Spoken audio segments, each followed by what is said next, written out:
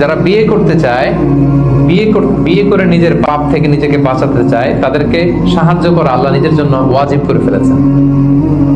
তিন শ্রেণী, আল্লাহ বলে 3 ধরনের ব্যক্তিকে সাহায্য করা আমি আল্লাহর উপর ওয়াজিব। কয় শ্রেণীর?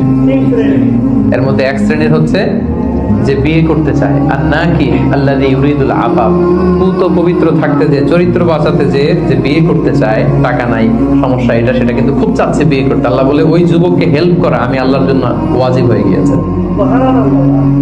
অনেকে বিয়ে করে না এই জন্য যে আগে ধনী হয়ে নেই, টাকা পয়সা কিছু হোক এরপরে বিয়ে করবো, কিন্তু ইসলামের সিস্টেম হচ্ছে আগে বিয়ে করো, এরপরে আমি আল্লাহ তোমার ধনী বানাই দেবো। ধনী বানায় দেয় কে? তো আপনি আল্লাহর সিস্টেমে চলবেন না আপনার সিস্টেমে? ধনী হওয়ার সিস্টেমই তো হচ্ছে আগে বিয়ে করতে হবে। সব সফল লোকেরা, ধনী লোকেরা দেখবেন যে আগে আগে বিয়ে করে ফেলছে।